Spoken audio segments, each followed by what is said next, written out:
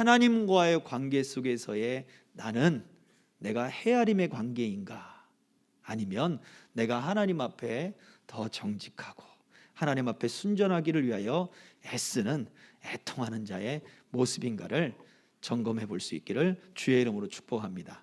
자, 우리 지난 주일의 말씀 이어서 한번 말씀 한 책을 해보도록 하겠습니다. 자, 질문이에요. 첫 번째, 애통하는 자는 복이 있다는 말씀은 마태복음 5장의 말씀이죠. 영적 가난에 대하여 애통하는 것을 의미합니다.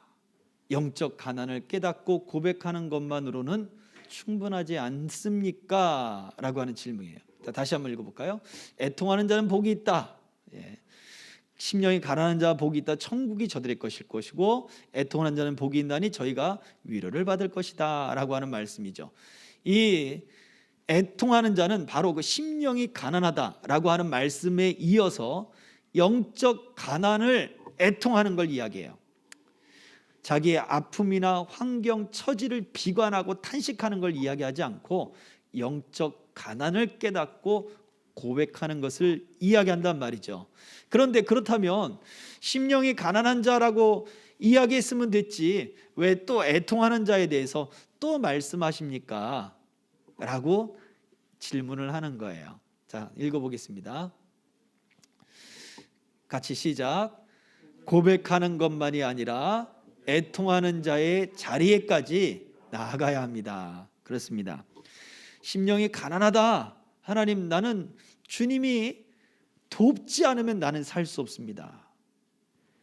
내 인생은 하나님이 도와주지 않으면 살 수 없습니다 라고 하는 사람이 심령이 가난한 사람이거든요. 여기까지 고백만 하더라도 하나님 앞에 자기 자신의 그 고백을 내어놓으니까 자기 자신의 그 모든 그 마음을 하나님 앞에 무릎 꿇게 하고 내 삶을 하나님 앞에 내어놓는 거잖아요. 영적 기본의 자세죠. 그런데 그 고백만 해서는 안 된다고 하는 거예요. 어떻게 해야 되느냐? 애통하는 자의 자리에까지 나아가라. 자, 그럼 두 번째 질문입니다. 애통하는 자리의 자리란 그럼 무엇일까요? 같이 읽어보겠습니다. 시작.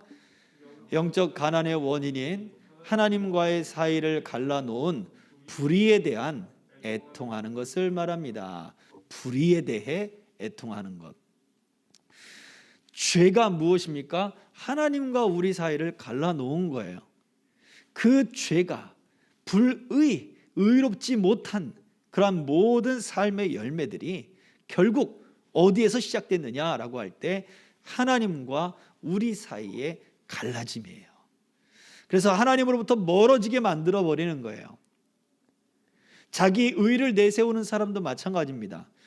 하나님과 거리가 멀어지기 때문에 하나님과의 진정한 교제가 없기 때문에 자기의 의를 내세워서 나는 하나님과 가까워 라고 하는 것을 어떻게 하든 만들어 보려고 하는 거예요.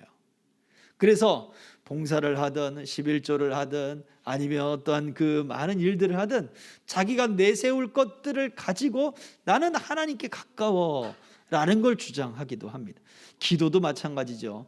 기도도 몇 시간을 했다, 또 내 며칠 동안 했다, 금식을 했다, 그 모든 것들을 이야기하는데 과연 그 기도를 통하여 그러면 하나님과 앞에서 자기 자신을 내어놓으며 하나님 앞에 순전함으로 기도를 했느냐?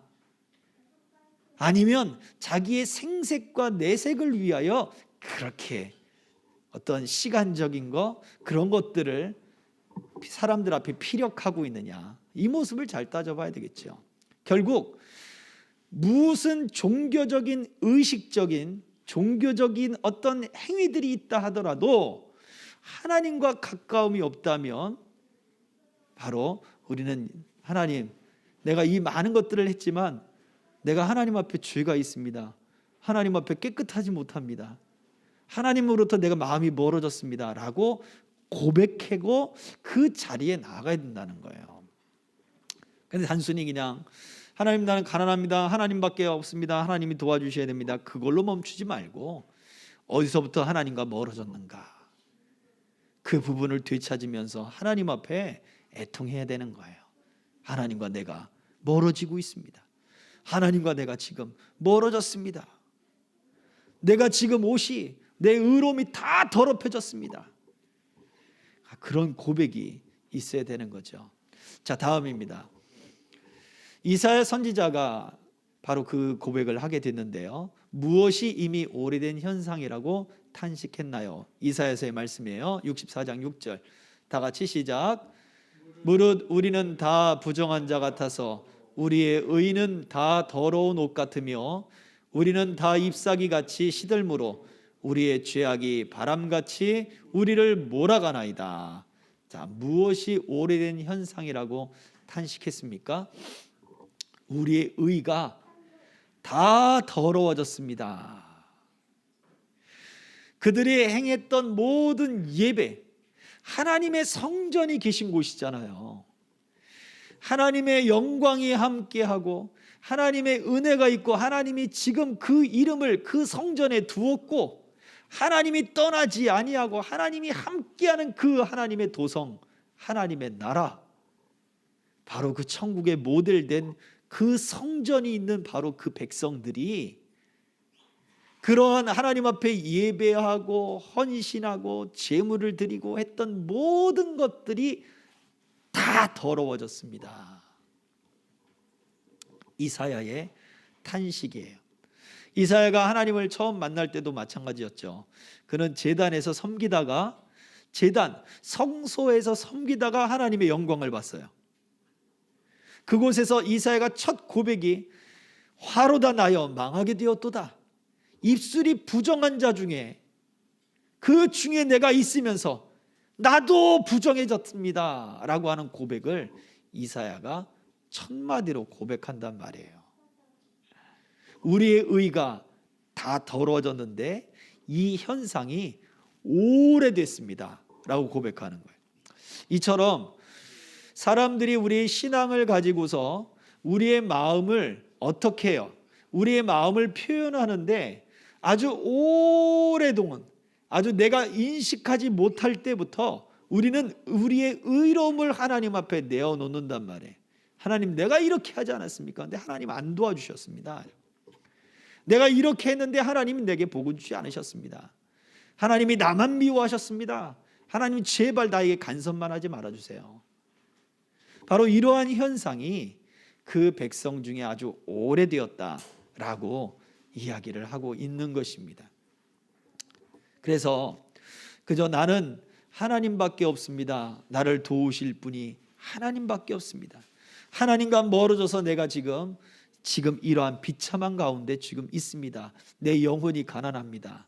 내 마음이 가난합니다. 주님, 내 삶이 하나님으로 채워주지 못해서 내가 가난합니다 라고 한다면 이미 오래된 딱딱하게 굳어버린 자기 의에 대하여 되짚어 봐야 돼요.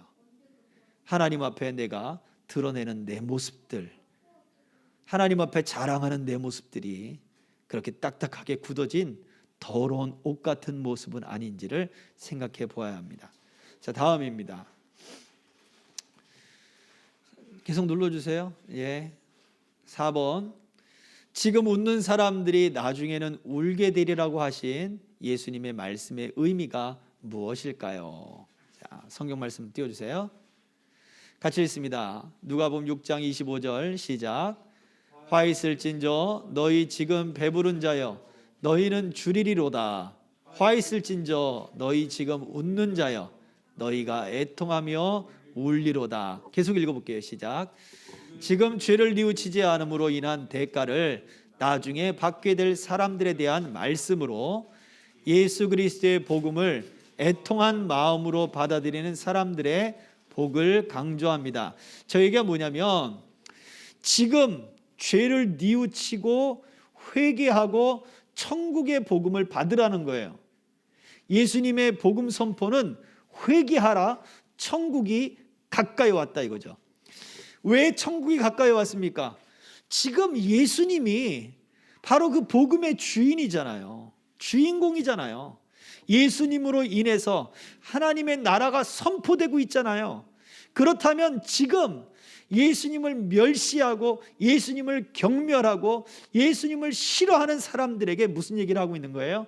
너희들이 지금 그러한 시선으로 바라보지 말고 하나님의 그 메시아로, 구원자로, 그리스도로 보낸, 구약에 예언된 그 예수 그리스도를 믿음으로 받아들여라 이거예요. 지금 회개하고 받아들이지 않는 사람들은 나중에 울게 될 것이다. 그러나 지금 우는 자, 하나님과의 거리가 멀어졌음을 대하여 우는 자, 딱딱해져 버린 자기 의만 남아있는 그 모습 때문에 한탄하며 우는 자, 그들에게는 예수님으로 말미암아 웃게 될 것이다. 그들이 구원받을 것이며 그들에게 복이 있는데 하나님의 위로가 있을 것이다 라고 말씀을 하고 있는 말이에요.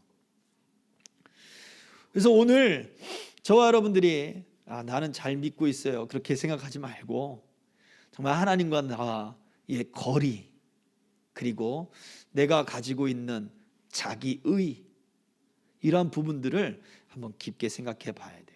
그래서 우리가 정말 하나님의 그 복, 위로의 복, 구원과 웃음의 복이 우리들에게 있으려면 오늘 이 말씀이 저와 여러분들에게 오늘 현실이 되어야 돼요. 자, 5번째입니다. 예수께서 선포하신 팔복이 하나님 나라를 받아들이는 사람들이 누리게 될 복을 단호하게 선언할 수 있는 이유가 무엇인가요? 질문이 좀 길어요. 제가 만들었지만 좀 깁니다. 자, 팔복의 선언이 이사야 61장의 말씀과 연관되어 있기 때문에 그래요. 성경 띄워줘 보실래요? 자, 읽어보겠습니다. 시작. 주 여호와의 영이 내게 내리셨으니 이는 여호와께서 내게 기름을 부으사 가난한 자에게 아름다운 소식을 전하게 하려 하심이라.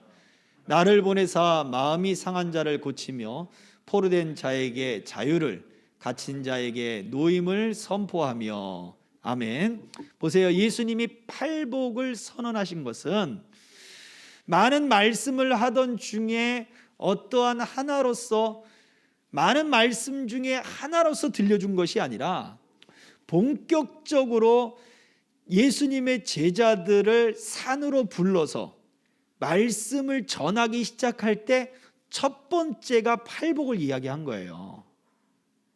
그래서 팔복의 말씀들 그 다음에는 어떤 말씀들이 나오냐면 하나님의 나라에 대한 말씀들이 나와요. 결국 하나님의 나라라고 하는 더 깊은 하나님의 관계된 말씀들, 그 진리를 알기 위해서 하나님의 나라, 하나님의 집, 하나님이 계신 자리로 올라가는 그 계단의 첫 번째가 팔복이라고 하는 거죠. 그래서 영적 신앙의 기본 단계가 팔복이라는 거예요. 그러면 복 받아야 팔복이냐? 그게 아니라 이 팔복의 말씀이 이사야 61장의 선언의 응답이라고요. 자, 저 밑에 있는 두 문장 같이 읽어볼게요. 주 여호와의 신이, 시작. 주 여호와의 신이 임한 존재가 마음이 상한 모든 자를 고치러 올 것의 예언이 예수를 통해 실현되었습니다. 그렇습니다. 마음이 상한 모든 자, 61장에 등장하는 그 마음이 상한 자를 신약성경 마태복음에서는 애통하는 자로 그렇게 써 놓았다고요. 헬라어로 애통하는 자라 써 있는데 구약 성경을 헬라어로 번역한 70인경 성경이 있어요. 그 70인경은 바로 애통하는 자를 마음이 상한 자에게 똑같은 단어로 해석해 놓았습니다. 자, 이 이야기는 무엇을 얘기해 주느냐? 주 여호와의 신이 임한 존재가 마음이 상한 모든 자, 애통하는 모든 자를 고치러 올 것이다. 마음이 가난한 자를 고치러 올 것이다. 그래서 지금 그 주의 영이 임한 자가 누구예요? 성령이, 예수님이 세례받을 때 사람들 앞에 영이 임하시고 증거를 보여줬잖아요. 그 예수님이 지금 저 구약의 말씀, 메시아가 올 것인데, 우리를 위로할 자가 올 것이며, 우리를 고칠 자가 올 것이며, 애통하는 것을 고치고, 그리고 가난한 것에서 구원할 자가 오실 것인데, 그분이 바로 예수님이다. 그 예수님을 통하여 지금 이사야의 이 말씀이 실현됐다 이거예요. 예언이. 그래서 이 말씀을 듣는 사람들이 마음을 열고, 너희가 이제 마음에 가난한 때가, 구원받을 때가 지금 왔다 이거죠. 너희의 마음이 애통하던 사람들이 위로받을 때가 왔다, 이 말씀을 선포하고 있는 거예요. 그러니 하나님의 나라, 하나님의 집, 하나님의 백성으로 살아가기 위한 가장 첫 번째가 뭐예요? 바로 그 마음이 가난한 자, 하나님이 도움이 없으면 살 수 없습니다 하고, 하나님, 내가 하나님 앞에 불의했습니다, 죄가 있었습니다, 하나님과 사이가 멀어졌습니다, 예수님을 통하여 내게 하나님과 가까이 가는 법을 알게 해주십시오 라고 애통하는 자에게, 믿음으로 받아들이는 자에게 하나님의 나라가 선포된다는 거예요. 하나님의 나라가 바로 그러한 애통하는 자들에게 임한다는 거예요. 그러니 더 깊은 영적 세계 가운데, 믿음 가운데 여러분이 신앙생활을 하고 싶습니까? 그렇다면 우리는 심령이 가난하고 하나님 앞에 애통하는 자의 자리로 나아가야 된다니까요. 자, 6번째입니다. 이 사실이 우리에게 주는 위로가 무엇입니까? 도대체 그러면 이것이 나하고 무슨 상관이 있습니까? 라는 거죠. 같이 읽어볼게요. 시작. 메시아의 오신 목적은 이스라엘의 위로가 되려 하시며, 성령이 오신 목적도 위로자가 되기 위함입니다. 그렇습니다. 메시아는 그리스도를 이야기하죠. 바로 기름 부음을 받은 자, 구원자, 그 예수님이 이 땅에 오신 이유도 이스라엘의 위로가 되기 위해서 오셨고, 성령도 또 다른 보혜사가 너에게 올 것이다. 그 보혜사, 바로 그 위로자가 너희에게 올 것이다. 변호자요, 너희를 보호하는 자요, 그가 너희에게 임할 것이다. 그래서 예수님의 위로, 또 성령님이 오늘날까지 저와 여러분들에게 위로자로 이 땅에 오셨단 말이에요. 그렇다면 이 위로가 무엇일까요? 7번째 마지막입니다. 자, 위로는 사람을 불러들이는 것, 도움을 요청하는 것, 초대하는 것, 불러 모으는 것과 같은 의미로 사용되었던 말입니다. 이것을 통해 알 수 있는 것, 성경이 말하는 위로가 뭐냐 이거죠. 그것이 뭘까요? 같이 읽어보겠습니다. 시작. 세상의 소유나 기쁨으로 위로를 받지 못하고 애통하는 자에게는 하나님의 자비로운 손길이 뻗쳐옵니다. 구원의 시대가 열리고 위로를 받을 때가 다가오고 있음을 확신할 수 있습니다. 예, 그렇습니다. 세상의 소유나 세상의 기쁨으로 위로받지 못하고 애통하는 자에게 하나님의 손길이 뻗쳐온다. 그래서 지난 주일날에는 그래서 이것을 뭐하고 비유했냐면, 바로 돌아온 탕자의 이야기 속에 형의 이야기를 가지고 이 이야기를 비유로 들어 말씀을 드렸죠. 형이 밭에서 열심히 일하고 돌아오니까 아버지가 자기 재산을 다 잃어버리고 돌아온 그 동생에게 잔치를 베풀어주고 사람을 초대하고 송아지를 잡고, 나 집안이 지금 난리 버거지가 된 거예요. 괜찮아요, 냅둬요. 애들이 떠들어야지. 살아있는 거야. 자, 이렇게 그 모습을 볼 때 화가 나잖아요. 나는 지금 밭에 가서 지금 하루 종일 지금 열심히 일하고 왔는데 화가 나잖아요. 그때 아버지가 화가 나서 집 안으로 들어오지 않는 그 아들을 맞이하러 나갑니다. 맞이하러 나가요. 당연히 죄 가운데 있다가 돌아온 아들은 아버지가 맨발로 뛰어나가서 맞이하고, 화가 나서 있는 그 아들도 아버지가 잔치하다 말고 뛰쳐나가는 거예요. 그리고는 그 아들을 뭐해요? 혼내는 게 아니죠. 야 이놈의 자식아, 네 동생이 살아 돌아왔으면 이놈의 자식아 좋아해야지. 형이라고 된 놈이 말이야. 네가 이놈의 인간이 자식이냐 이러면서 막 화를 내는 게 아니라, 얘야 왜 그러니? 내 재산이 다 네 것이 아니냐. 그리고 저 아들은 죽었다가 돌아온 거고 너는 언제나 내 곁에 있지 않았니? 라고 하면서 아버지가 설득을 하더라는 거죠. 하나님의 위로는 우리를 설득하시는 거예요. 그 이야기는 저 위로라고 하는 헬라어 단어가 가까이 불러 모은다 라고 하는 합성어거든요. 그러면 하나님의 위로가 어떻게 해요? 우리를 하나님께로 가까이 불러들이는 거예요.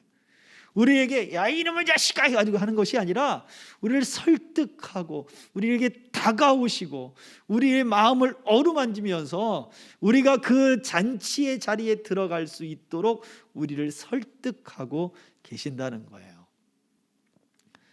애통하는 자에게는 세상의 기쁨, 세상의 소유가 우리를 만족시켜주지 못한다 할지라도 하나님의 구원이, 하나님의 위로의 때는 이렇게 우리에게 계속해서 손짓하고 우리를 초청하고 우리를 하나님께로 더 가까이 이끌고 있다는 이 말씀을 주시는 거예요.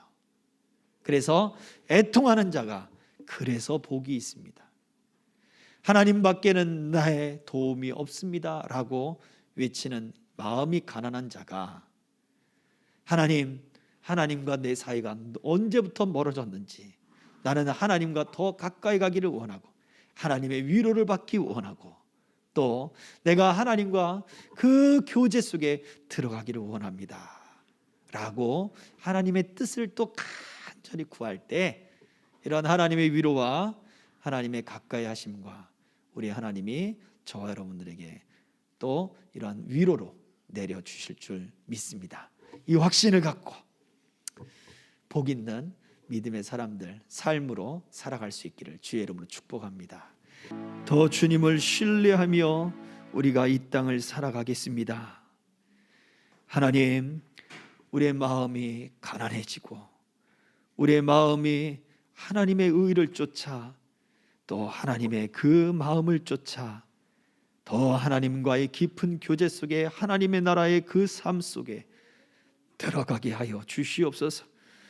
우리가 내세웠던 하나님 의로움 아무것도 아닌데 주여 거짓되고 하나님 깨끗한 것 같았지만 더러웠던 우리의 의가 하나님과 우리 사이를 갈라놓는지도 모르고 그렇게 교만해지고 딱딱하고 하나님 그렇게 굳어져 버렸던 우리의 하나님 심정을 용서하여 주옵소서. 우리를 정결케 하시고 부드럽게 하시고 깨끗게 하시고 하나님 거룩하게 하시고 주님의 말씀을 담게 하시고 은혜를 담게 하셔서 세상의 소유가 아니라 하나님의 위로를 얻는 우리의 삶이 되게 하여 주옵소서.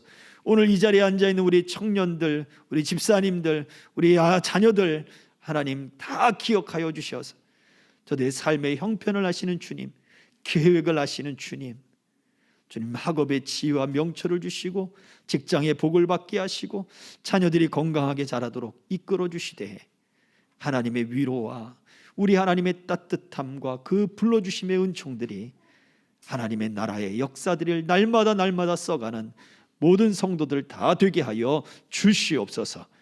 감사를 드리며 예수 그리스도의 이름으로 기도하옵나이다. 아멘.